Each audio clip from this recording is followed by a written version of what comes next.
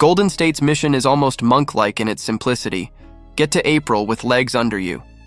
This is an older core now. Steph at 37, Jimmy at 36, Draymond at 35, still capable of slicing games open when they share the floor, still thin.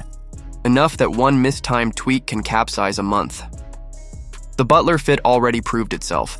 23-7 when he suited up. Curry elevated by a co-star who plugs every leak. Switchable defense, calm playmaking, hard shots late. The regular season isn't a climb for seeding anymore. It's a glide path for health. Survive the grind, protect the minutes, and keep the noise low until the lights get hot. Memphis has to do the opposite. No protecting illusions, no half measures. This year is a verdict on the Jaren axis. We've seen a number 2 seed, then a first-round exit where the offense clunked and the defense wobbled, usage tug-of-war, rhythm lost, and now Desmond Bane is gone. The picks are stacked in a drawer. If the start is slow and the ceiling looks like a second round at best, the retool can't wait another summer. Find out what this core is, or what it isn't. Denver already knows who it is. The window stretched. Now it's time to step through it again. Last spring, the bench bled points by the bucket, over 30 per 100. That's untenable for anyone, even a team that leans on the most inevitable center alive. So they built out the middle, Jonas Valanciunas to soak minutes and blunt the wear on Jokic's 37-a-night workload, Bruce Brown's connective tissue, Tim Hardaway Jr.'s spacing, Peyton Watson's length. If that bench merely upgrades from a sinkhole to manageable, the starters become a buzzsaw.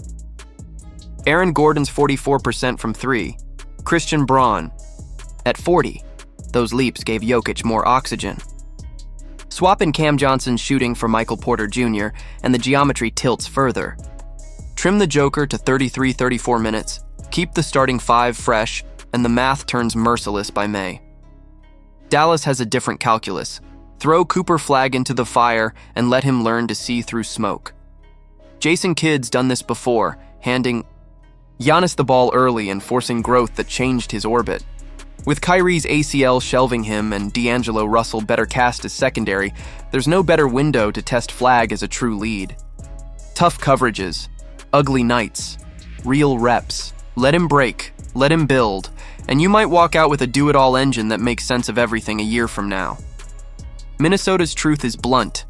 They already defend like a champion. To become one, the offense has to catch up.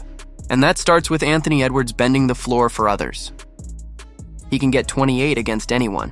The Thunder turned him into a passer under duress and won 5 games because the reads lagged behind the buckets. The leap is vision. Early hits to shooters, layered pick-and-roll counters, comfort against traps. With Gobert erasing the rim and Jaden McDaniels swallowing wings, a playmaking ant shifts the Wolves from menace to favorite. New Orleans must answer a question it keeps sidestepping. What are you trying to be? They doubled down around Zion, then built something that still feels half-finished. The health caveats never leave the room. If the start sputters, the whispers become calls. Explore the market. Consider a pivot. Accept that the build hasn't found its spine. If the plan is to compete now, the roster has to look the part. If not, timing out a bigger reset beats pretending. Oklahoma City's goal might be the simplest sentence in basketball. Do it again. Back-to-back in an era designed to prevent it. They already returned an entire rotation, nearly chased 70 wins, while patching lineups, and survived stretches without both Isaiah Hartenstein and Chet Holmgren. The flaw was obvious. Half-court offense that went cold for whole quarters. Fix that, keep the defense at its frightening standard, and the chase. For 70 becomes real. With SGA entering his prime and J-Dub and Holmgren nowhere near theirs, the punchline writes itself. Last year was the easiest time to beat them. The Lakers have to stop waiting and hand the keys to Luka Doncic, fully, loudly, permanently. He arrived and looked like the number 1 on day 1. LeBron still carried weight because he needed to. Now Luka's conditioning is the offseason headline, and the path is clear. Build the roster to his strengths. Length and lob threats, screen setters who fly and protect, defenders who shrink the court while he manipulates it. Dallas showed the blueprint with Washington, Lively, Gafford, and Jones Jr. There's no future. where it makes sense to stall for a calendar date. The prime is here. So is the answer to your identity. The Clippers live at the mercy of a timetable. Kawhi's absences are pre-written. Harden, Beal, Paul, Lopez, all brilliant, all bearing the weight of years. If they bank wins early, the endgame becomes manageable. Strategic rest, controlled minutes, a gear saved for May. If they're 7-8 after 2 weeks, every night turns into a sprint for air and there won't be enough left when it matters. By mid-November, we'll know if they're a threat or a memory. Phoenix has to pick a lane. Last year's pileup, the buyout bill on Bradley Beal, the star exodus, and a backcourt of Devin Booker and Jalen Green that fascinates as much as it overlaps. It's wandering without a map.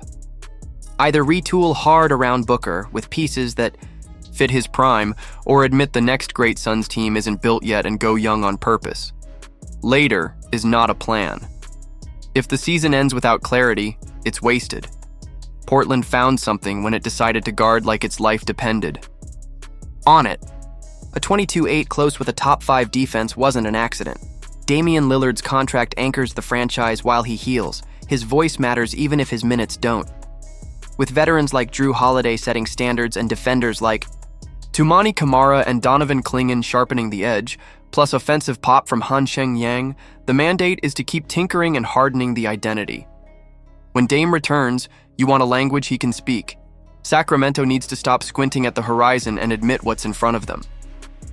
Trading De'Aaron Fox and firing Mike Brown ripped out the engine and the compass. 3 years removed from a number 3 seed, they're reassembling something we've already seen hit its ceiling: DeMar DeRozan and Zach LaVine redux in the West. The rumor mill hinting at shipping out Malik Monk for Russell Westbrook reads like denial. If the goal is contention, you don't double down on yesterday.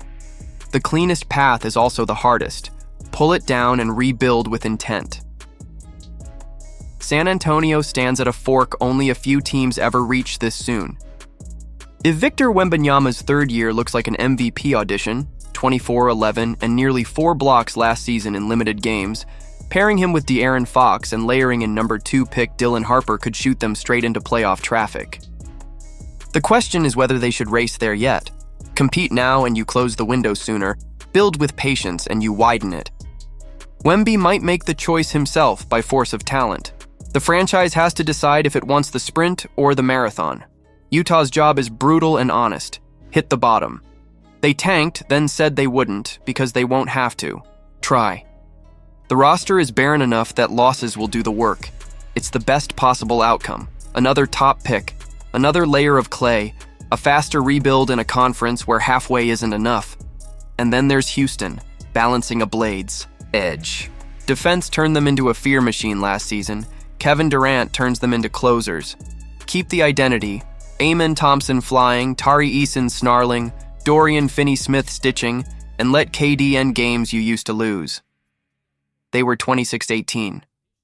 In the clutch without a true finisher. Bump that to 70% with Durant and suddenly 60 wins isn't a stretch. The trick is integration without suffocation. Let Alperen Sengun and Thompson grow while KD owns the last 4 minutes. If they thread that needle, they're not a fun young team anymore. They're the obstacle in OKC's path to history. This is the West stripped to intent. Health or reinvention. Patience or pressure. Clarity or chaos. Which team nailed its one true goal, and which one is lying to itself? Who's your pick to own the conference, and whose plan unravels by Christmas? If you're into deep dives like this, hit like, subscribe, and turn on notifications so you don't miss the next one.